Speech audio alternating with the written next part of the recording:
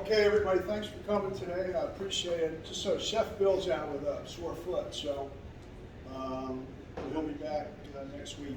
So what I'd like to do is introduce Chef Joaquin Alcocer here, certified executive chef, and do a quick bio. Joaquin's been in this business since he's 14 years old. Went on to go to college, went to University of Houston, realized that wasn't his passion. He was studying psychology, and he went on to work in several restaurants throughout his career. And then he went on to get his culinary degree, and he's a tenured teacher at the Art Institute. He was the competition that you guys won against, but they did a great job as a team. And then his family's been doing barbecue in Houston for 16 years. So he's no stranger to all these different types of barbecue. They're in a Houston rodeo. And for those of you that have been to Houston or know how big that rodeo is, it's huge. So he brings a lot of experience, not only with the barbecue, but you know that you've worked with him here and he's done a great job. So give Joaquin a big round of applause before he starts. And then I'd like to introduce his assistant, stand up. This is Big Country Johnny, culinary extraordinaire, and he was in the Air Force for 20 years. And he realized, can I give a round of applause? And while he was in the Air Force, he really didn't find his passion, but his passion's cooking, so he goes to the culinary school. So with further ado, I'll let you take over. Alrighty guys, so yes, my name is Chef Alcocer. I'm one of the culinary instructors at the Art Institute of Tampa. Today, what we're going to do is a barbecue class, and I'm going to try to skim as much down as I possibly can. I probably won't be able to keep your attention for more than maybe 25-30 minutes, but really I could talk to you for an hour and a half about barbecue alone. How many of you guys are here from Texas? Anybody? A couple of you guys? Yeah! There you go. Alright, so you know about Texas barbecue. I'm from Texas, obviously, so Texas barbecue is king. What I have here is a board of the various regions of the culinary world in barbecue, and what different states that kind of have different regional things. So I'll discuss that a little bit further. So with that being said, the biggest thing I'm going to do about this class today is talk about the variances in brisket. So I have different qualities of brisket and grades that you're all going to taste in a second after I start getting that part of it done. So before that, I do want to discuss the different regions of barbecue, right? First things first is Texas. It's number one. Any other barbecue? Just not that great. No offense. Okay, I'm kidding. Anybody in here from the Carolinas, South Carolina? Oh, I'm so sorry.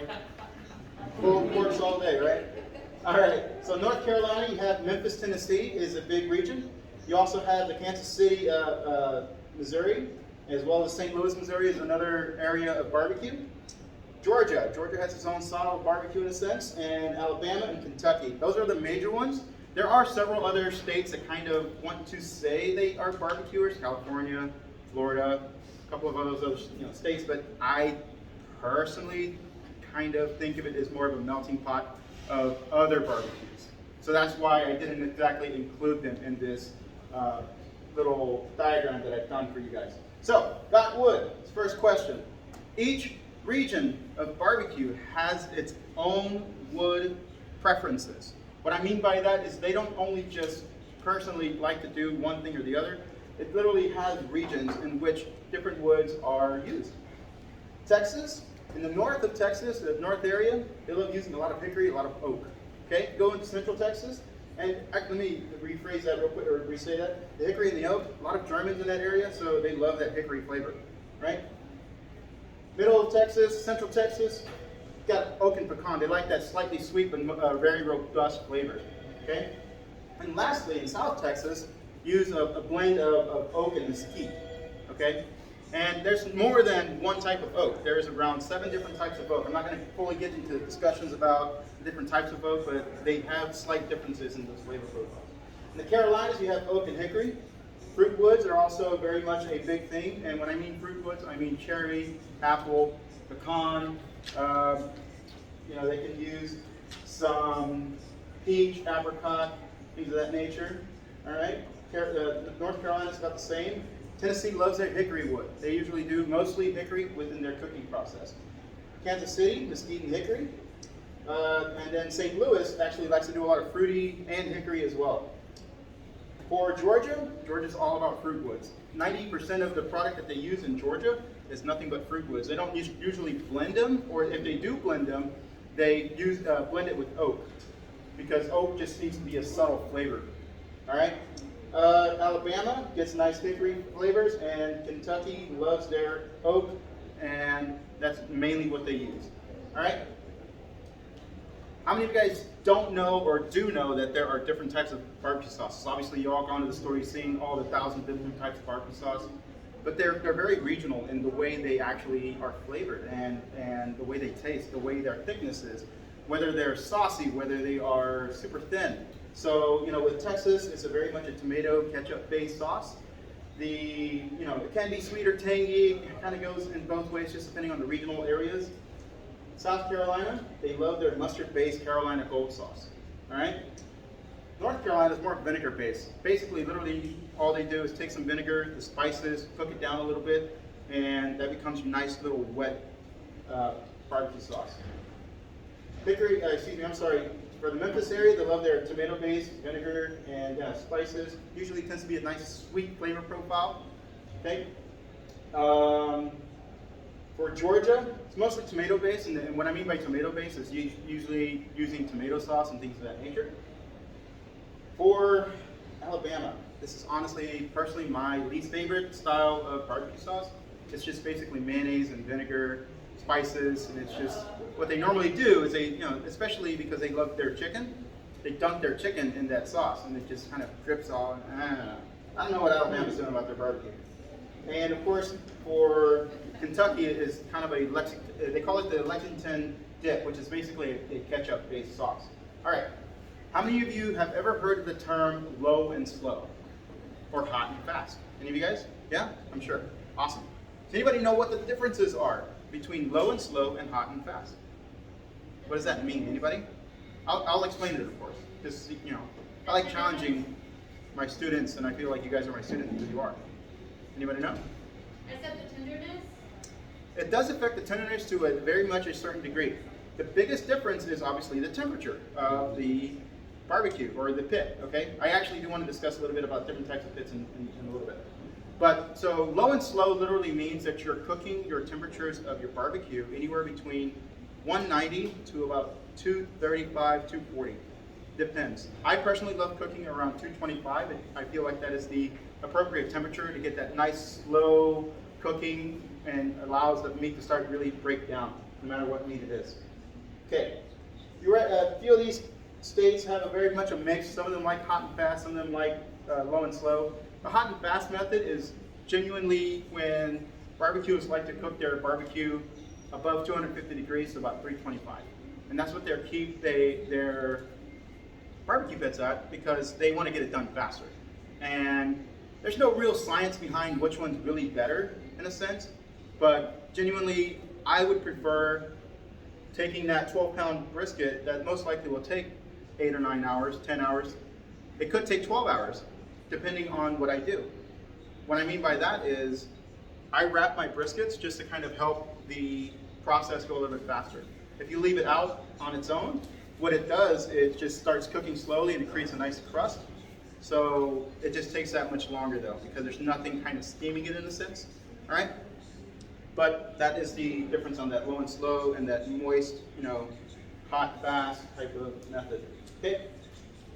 Texas is all about brisket, and that's why I made brisket here. So what I have here, and everyone's, whoever actually wants to try this, is going to be trying different grades of meat, okay? So over here, I'm gonna show you real quick. You have different grades of meat, and I put them in the order in which they are actually higher. Okay, so select is usually your lowest grade. So if you ever go to the store, go get a steak or something, and you get a steak, and it says select on it, you're gonna get the least amount of intramuscular marbling. That's that fat that runs inside of the meat. Okay. After that is choice. After choice is Angus choice, then prime, and then Wagyu. Wagyu can be a variant of cattle. That can be a completely different subject that I can have on this, guys, but I won't get too far into it. Okay? So brisket's king in Texas. In the Carolinas, it's mostly pork. You have pork butts, picnic shoulders, whole hog. Okay, that's usually their main focus on those regions. Okay, in the St. Louis, Memphis region, excuse me, Memphis ribs. Okay, St. Louis style cut ribs, which is actually what I have here today, is a St. Louis cut. All right, I don't want to get too much into detail. There are variances in the types of ribs as well. How many of you guys like baby back ribs? A couple of you guys? A few of you guys? How many of you like spare ribs? Yeah, you know, you like that much more meaty, right? You know, more meat on the bone. And these are what are considered St. Louis cut. Okay, I'll go ahead and say it real quick. The only difference between St. Louis cut and a spare rib is that breastplate that's on the hog is removed from the rib. So if you look at it, this whole thing right here, from here to here, is the spare rib. That back area, right back here on the hog, that is the baby back rib. That's why they're more tender, because they have more succulent, more fat in the product itself. Okay. Picnic shoulders, Carolinas, talked about that. Kansas City, and as well as, you know, they love Kansas City, they like their baby back ribs. St. Louis, they love their St. Louis cut. Georgia, all about ribs, shoulders, ham, all that sort of stuff. Pork, pork, pork. In the Alabama region, they love their chicken. Chicken is like their biggest staple of barbecue to do. And of course, they love to do ribs as well. And lastly, in this part is the Kentucky, which is the chicken and ribs as well. All right. Wet or dry? Anybody understand what that means? Wet ribs, dry ribs? What does that mean? So wet ribs got the sauce and dry down. Correct, absolutely. So when seasoning something, there's two different methods. For one is when you add, let's say, a mustard base or ketchup, something. Most people don't add ketchup, but most people add mustard to their rub. That's known as a wet rub, right? And then when you just do the seasonings themselves, which I personally do a dry rub. I don't like doing wet rubs. I just do dry. But for my pork, I actually do wet. So, you know, kind of a variance. So I'm kind of just discussing the different types of whether or not they like wet or dry. Okay. Mostly dry rubs in Texas, and in competitions, if you're doing a competition in Texas, if you do a wet rub, which is fine, and you sauce it at the end, the barbecue sauce and the majority of the competitions have to be cooked on the actual meat. I'm not sure if any of you guys have ever seen those competitions where the box, and you'll see it in the video, it shows the box is super glossy, has a bunch of barbecue sauce on it. In Texas, that's not allowed. It'll get you disqualified right away. All right, the Carolinas is kind of has a nice wet rub. They like wet rubs. They like wet sauces in the Carolinas, in the South Carolinas. North Carolina, it's kind of a very mixed message on whether or not they like wet or dry, but they do like wet ribs. They like to have their sauce in their ribs. Memphis usually is a dry rub, and Kansas City, St. Louis is both wet or dry. Okay. All right. These are, I honestly, when it comes to ribs, I don't even think about those guys too much. All right, competition. Each region of the country, and especially in these states, have barbecue competitions. And this is actually why I have this here, because as Bernie has said, my family has actually been competing. I myself have been part of the competitions for the past 16 years. And this is actually our 17th year in working on this. And so just, when Chef asked me to do this, he said, hey, take a photo of all the trophies you've actually won throughout the years. For the majority's sake, we're serious about our competitions. We love what we do in that sense. We're so serious that we actually have our own family competition. There's about 12 of us that get together, usually. We compete against each other. Oh, I got the best stuff, blah, blah, blah. Usually, with COVID and all that, obviously we haven't had a competition, but I'm usually the guy who gets first place brisket.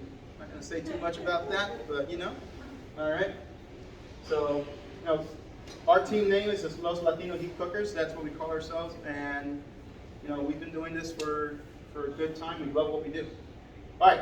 So back to the board here. I just want to discuss a little bit about the different competitions that are the most major ones in each state. Right. So Houston Livestock Show and Rodeo. This thing is huge. They usually have about 350 teams, 400 teams out there competing for bragging rights on who has the best brisket, ribs, chicken, sausage. I know they do bean competition. They also do fajita competition. So, you know, this thing's crazy. You got the Kings Tree Pickin' Festival in South Carolina. In North Carolina, you have the North Carolina Barbecue Fest. Memphis in May is actually one of the largest barbecue competitions in the world. They usually have anywhere between 300 to 500 teams that compete in this thing, and it's completely serious. For Kansas City and the Missouri area, the giant national capital barbecue battle, excuse me. Big Jig is also a really big thing in Georgia. It's actually one of the largest ones. I am missing the Royale, but the Royale is actually also within Memphis in May, I believe. I just went blank on that. But Decatur Barbecue, Blues and Bluegrass Festival in Alabama, and lastly, the Backyard Barbecue Kentucky State Barbecue Festival is one of the largest ones in Kentucky as well. Okay, we discussed the meat grading already. We discussed that, you know, there's qualities in meat. So when I was cooking this all started all at the same exact time.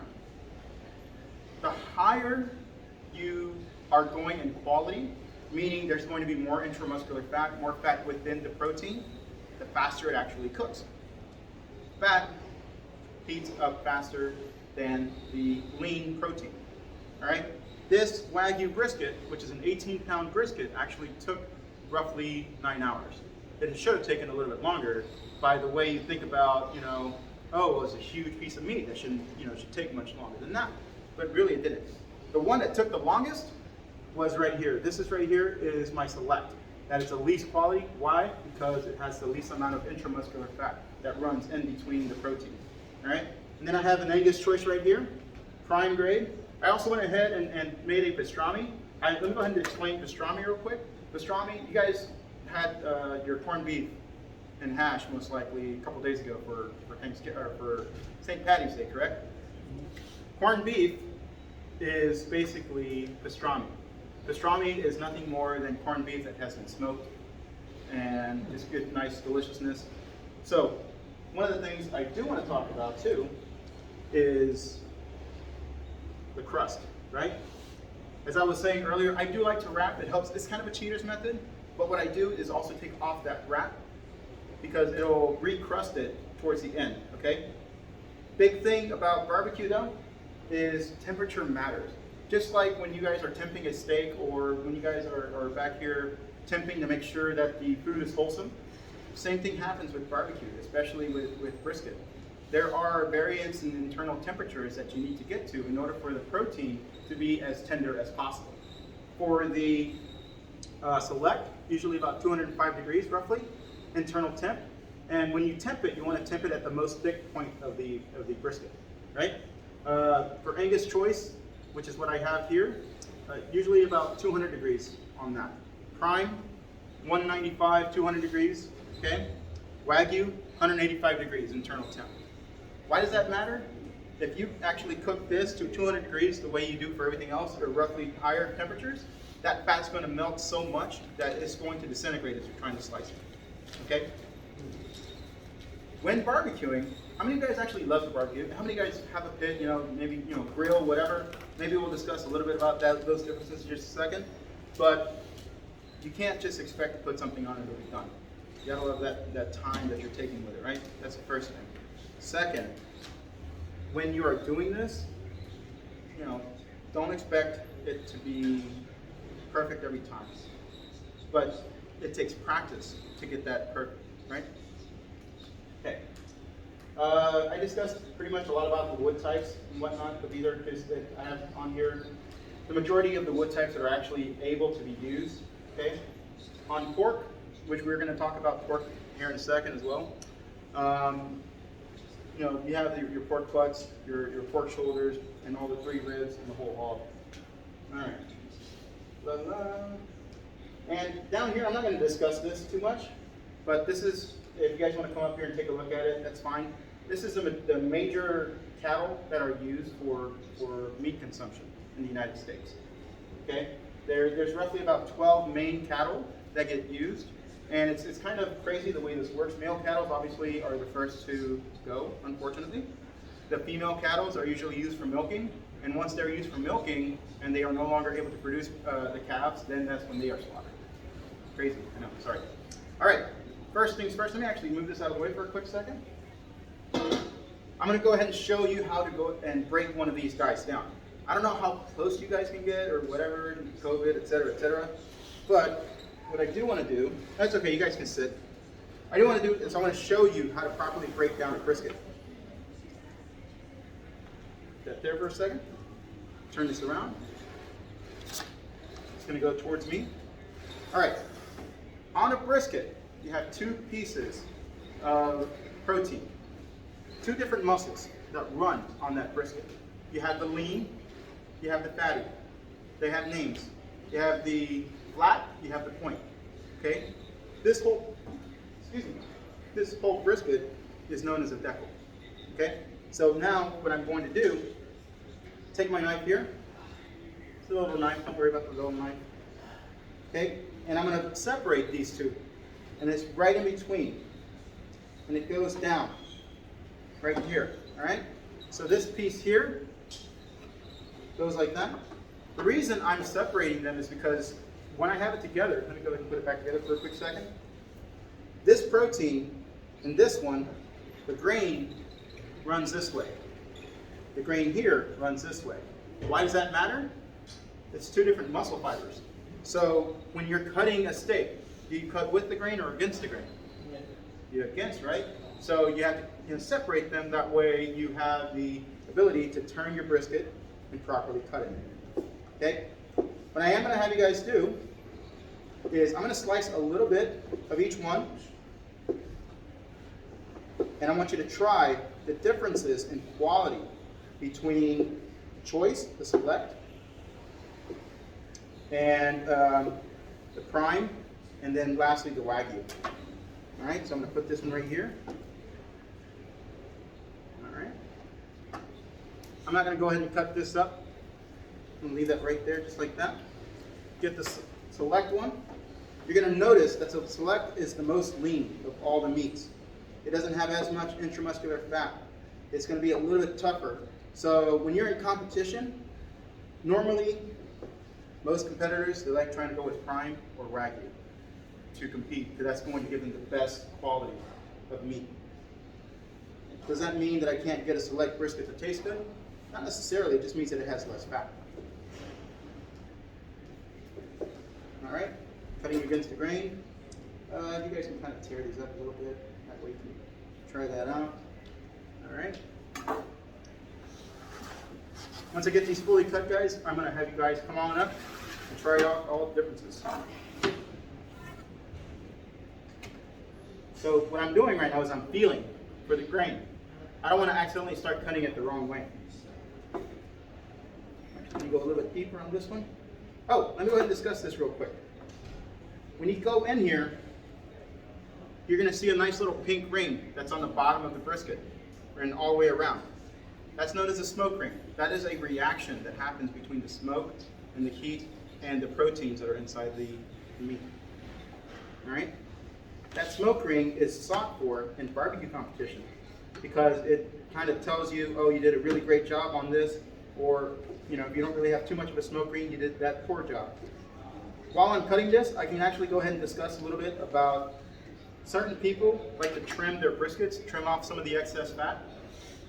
That's just to help kind of make sure that it's nice and even in the smoking process. Excuse me. Personally, I don't like to trim. I think trimming keeps it from drying out. Obviously, the fat doesn't necessarily render. It's not the type of fat that renders out properly. It does stay there, but it still gives it that nice moisture barrier to keep it from drying out. Yes, sir? What's the difference between Wagyu and Kobe? Say that again? What's the difference between Wagyu and Kobe? Okay, so Kobe beef actually has variances between cattle. Wagyu is one type of the Kobe beef.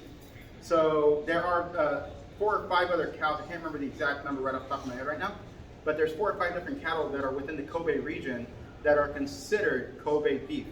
So Wagyu is just a variant of that beef. All right, I'm gonna go ahead and cut up this pastrami. Anybody like pastrami here?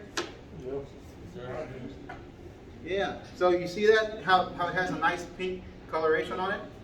That is from a nitrite that they use to help with the preservation, all right, and also the pickling process. I'll slice a little bit of the stuff.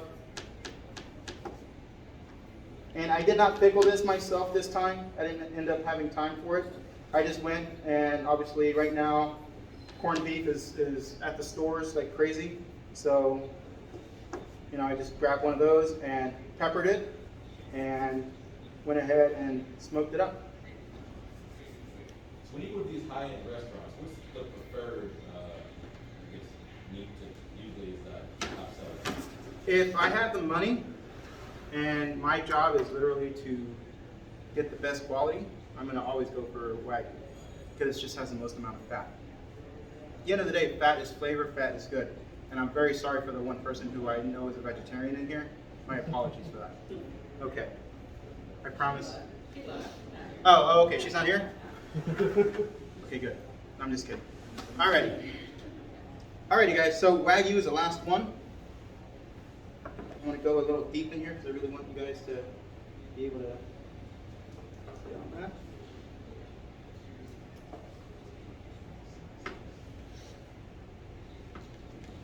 And after we taste the brisket, we are actually going to move on to pulled pork and ribs.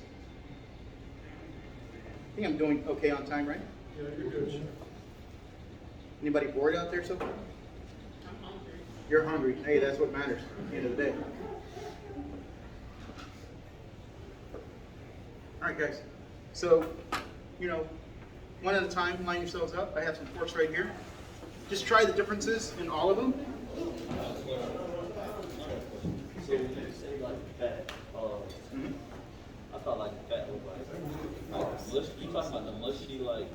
No, I'm talking about the fat that runs inside of the meat. Okay. Yeah. Go ahead, sir. So grab a fork, try each and every single one of them. And of course, once we are done with the class itself, we will actually be eating all this as well. I've been over how long? What's that? Barely. Well, this will always be the best meat. So. Barely. I mean, You ain't eliminated beef fat? Yeah. Look, I'm right there by you. but I want you guys to try every single one of them. Don't just try one. If you don't want the pastrami, that's fine.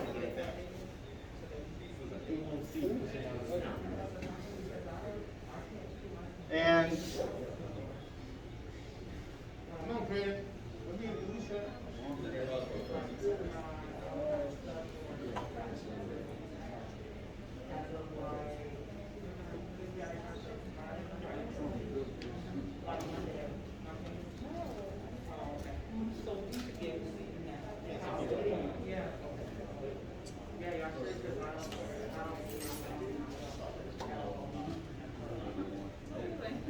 Don't worry, bro.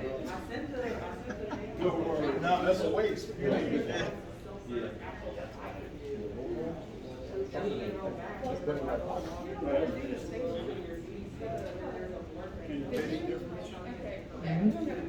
Which one was this one?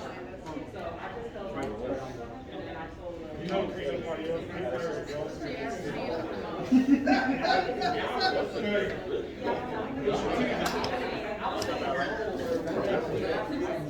I didn't know they did competition either. Oh yeah. They try to set me up. Only, I know that was they want me to go and get something. You try to set me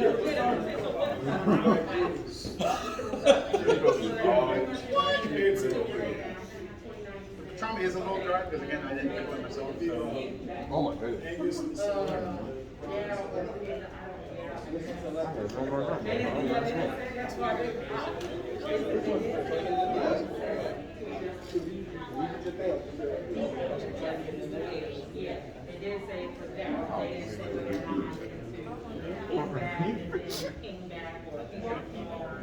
So once you guys actually go ahead and sit back down, I am going to go ahead and ask you about differences, and you're going to give me your experience within all these different ones.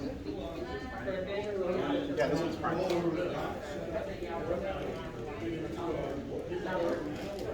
Yeah.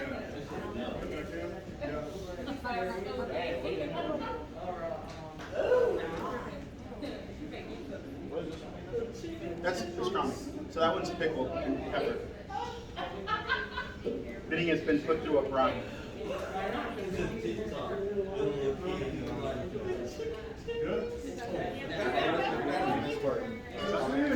Brine? The corned beef in front and the brine's right here. No, he just can't leave us alone. Look at him. It's free food. No, no. Three sisters here doing. It was different up there. All right, guys. So once we are, yeah, don't fill yourselves up because we're actually going to have food. I already have some pre-sliced brisket, sausage, ribs, pulled pork. So yeah, don't fill yourselves up with this because we actually still have a full meal right after this. Yeah, I know. I know, right? Come on, man. Look, I gotta pay for y'all. I don't know what y'all doing. Oh, I'm on video.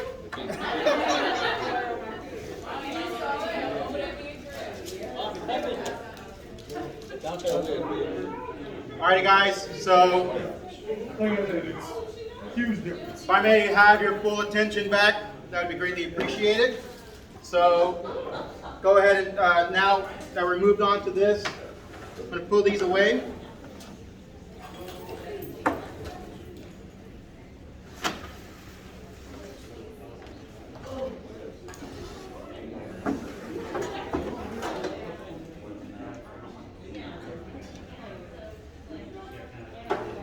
We're going to talk a little bit about cork.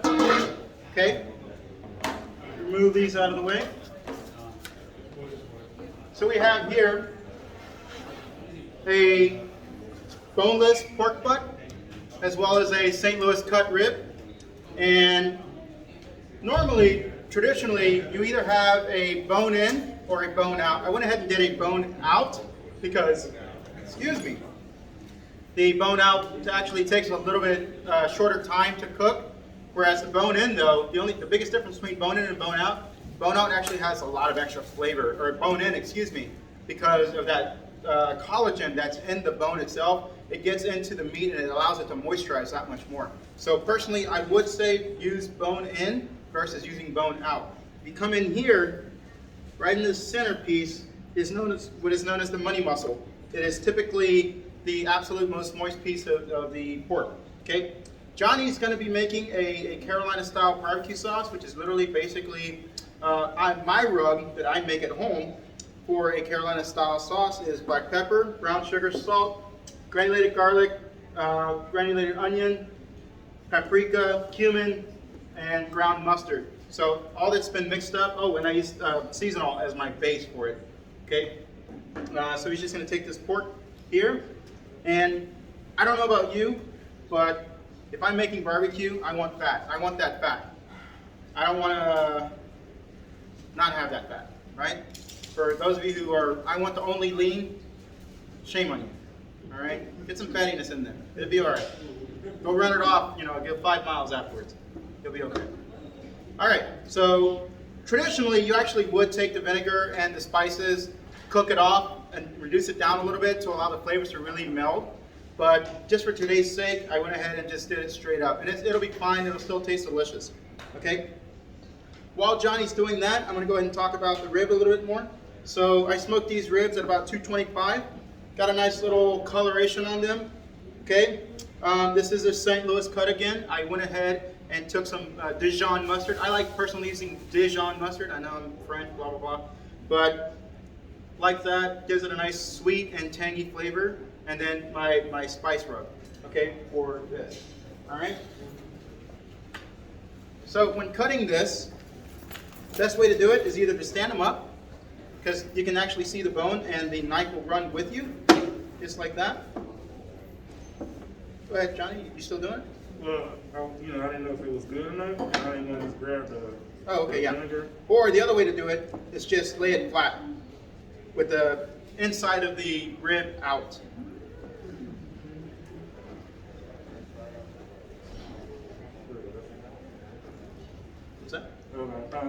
Just saying, All right, and then you have your ribs here.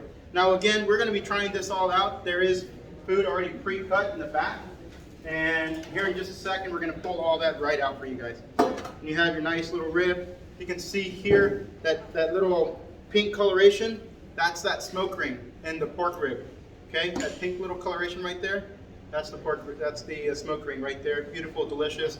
Now, when making ribs, some people like the fall off the bone rib, but in competition, the best way to do it is to have it just enough to where it's a nice little bite, but it's not falling off the rib. Okay, so usually most competitions do it that way. All right, so Johnny has the, yeah, we can add a little more vinegar to it, that's fine. All right,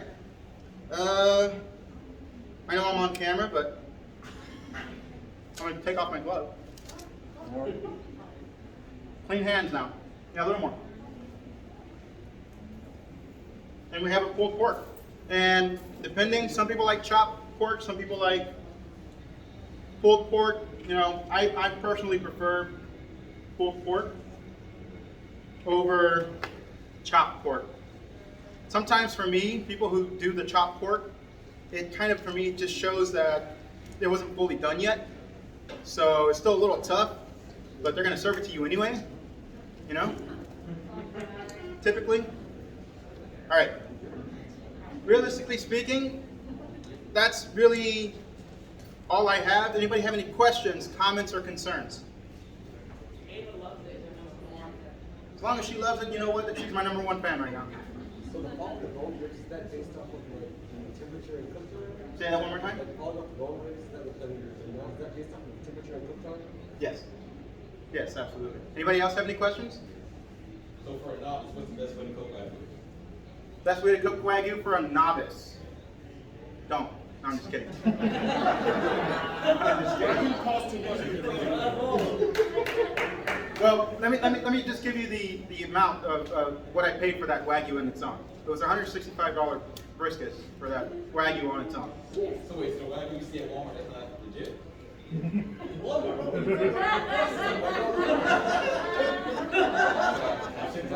I enjoy that question. You're really good.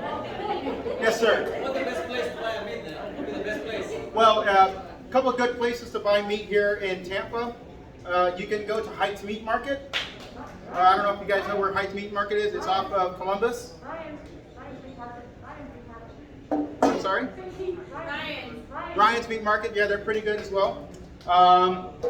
Several other various places that you can actually go. I personally would say Publix is technically the best in terms of grocery stores.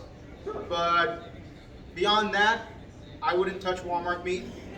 I would never touch Walmart meat.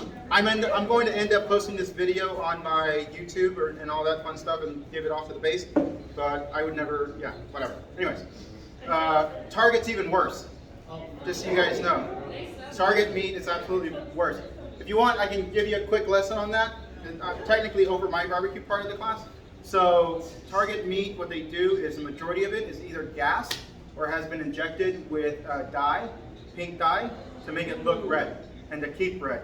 So what happens is you won't really know how old that meat really is. It could be already spoiled. It still looks nice and fresh and is really weird pink color. That is the dye or the gassing. All right, Walmart kind of does that too, so you got to be careful with that too. All right, any other questions, guys? All righty, guys, so with that being said, thank you so much for coming in, and hopefully you enjoy. We're about to go get that barbecue for you guys, and if you don't like it, Johnny made it today. All right? Thank you.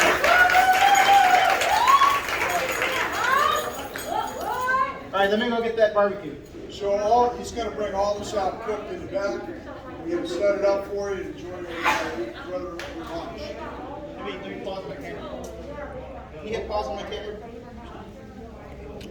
First time.